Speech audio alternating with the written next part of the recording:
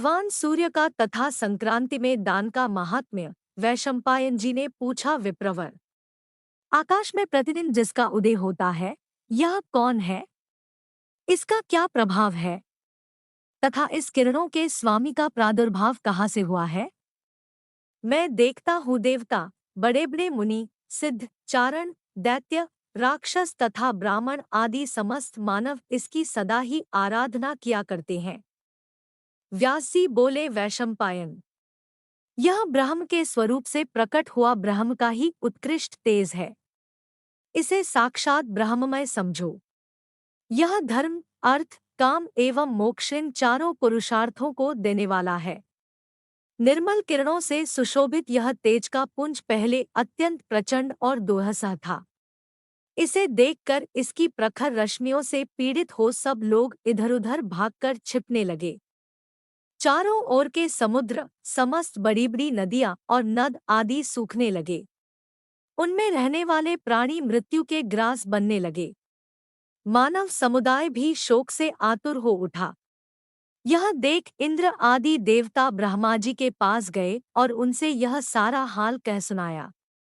तब ब्रह्मा जी ने देवताओं से कहा, देवगण, यह तेज आदि ब्रह्म के स्वरूप से जल में प्रकट हुआ है। यह तेजोमय पुरुष उस ब्रह्म के ही समान है। इसमें और आदि ब्रह्म में तुम अंतर न समझना।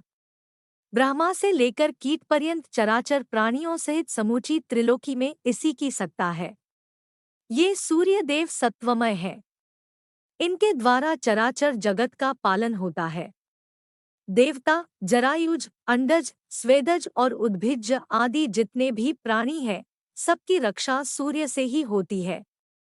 इन सूर्य देवता के प्रभाव का हम पूरा वर्णन नहीं कर सकते। इन्होंने ही लोकों का उत्पादन और पालन किया है।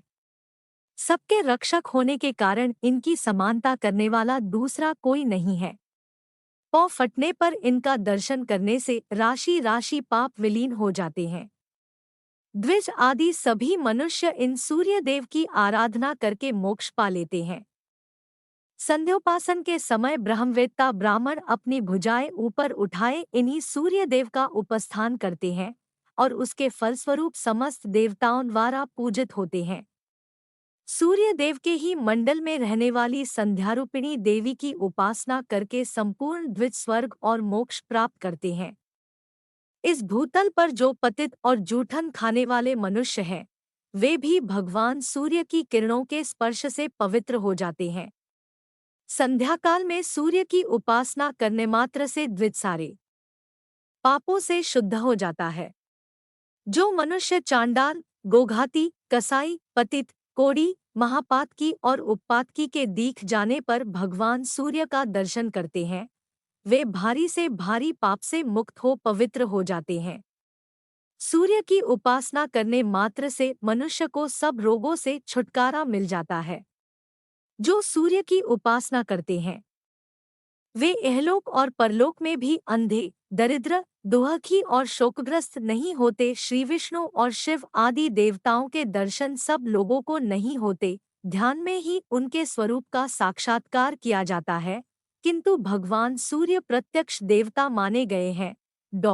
देवता बोले, ब्राह्मण, सूर्य देवता को प्रसन्न करने के लिए आराधना, उपासना अथवा पूजा तो दूर रहे, इनका दर्शन ही प्रलयकाल की आग के समान है।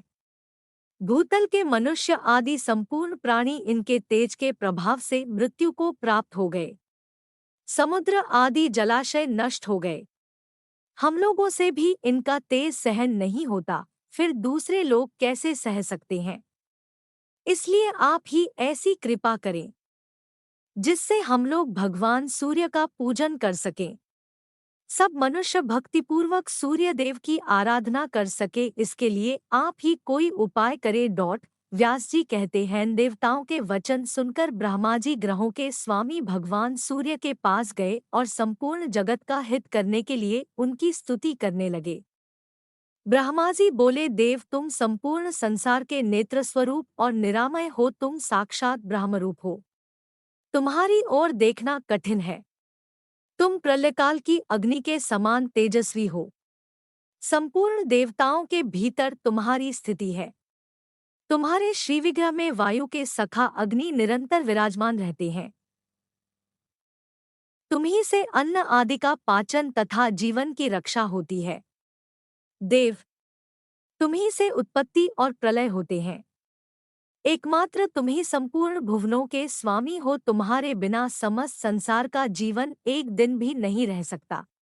तुम ही संपूर्ण लोकों के प्रभु तथा चराचर प्राणियों के रक्षक, पिता और माता हो। तुम्हारी ही कृपा से यह जगत टिका हुआ है। भगवन, संपूर्ण देवताओं में तुम्हारी समानता करने वाला कोई नहीं है। शरीर के भीतर, बाहर तथा समस्त विश्व में सर्वत्र तुम्हारी सत्ता है। तुमने ही इस जगत को धारण कर रखा है। तुम ही रूप और गंध आदि उत्पन्न करने वाले हो। रसों में जो स्वाद है वह तुम ही से आया है। इस प्रकार तुम ही संपूर्ण जगत के ईश्वर और सबकी रक्षा करने वाले सूर्य हो।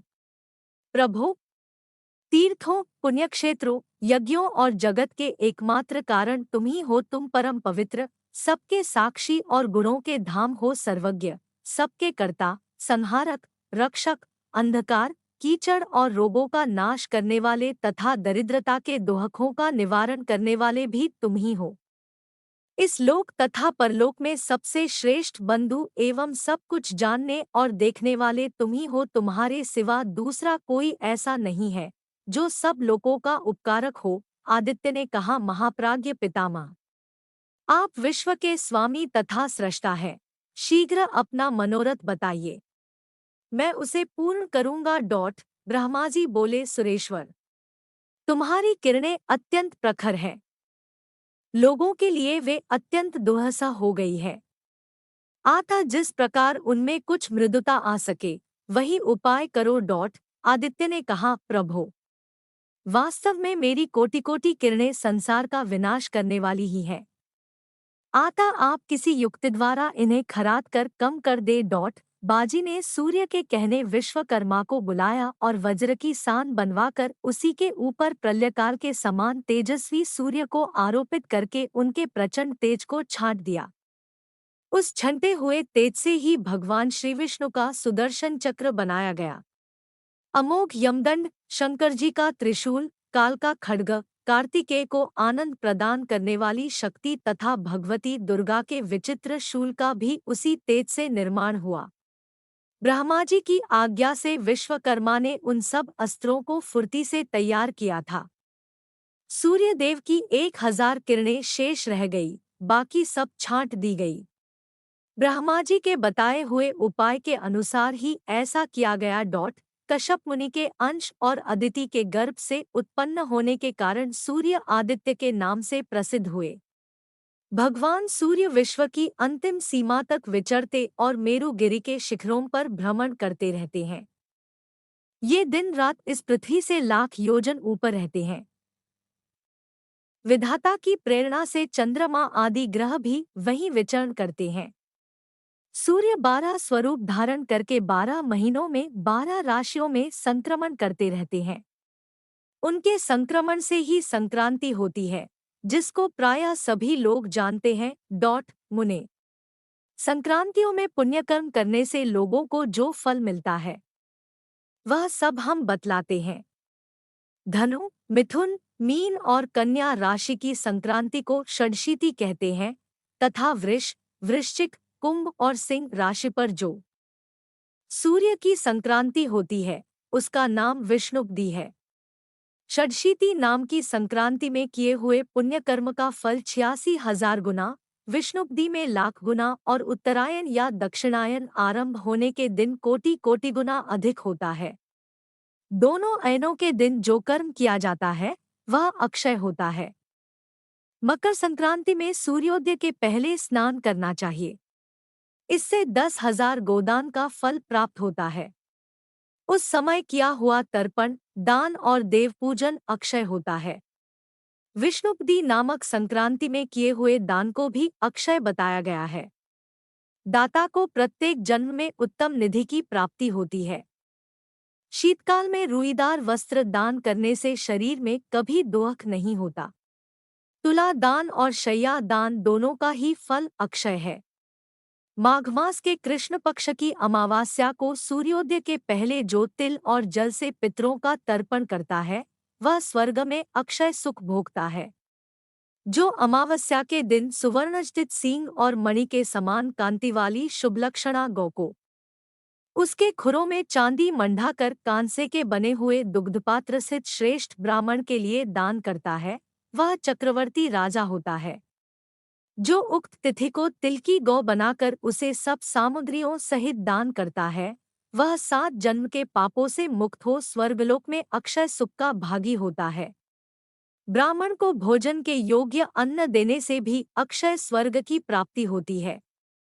जो उत्तम ब्राह्मण को अनाज, वस्त्र, घर आदि दान करता है उसे लक्ष्मी कभी नहीं छोड़ती। माघ मास के शुक्ल पक्ष की तृतीया को मनवंतर तिथि कहते हैं।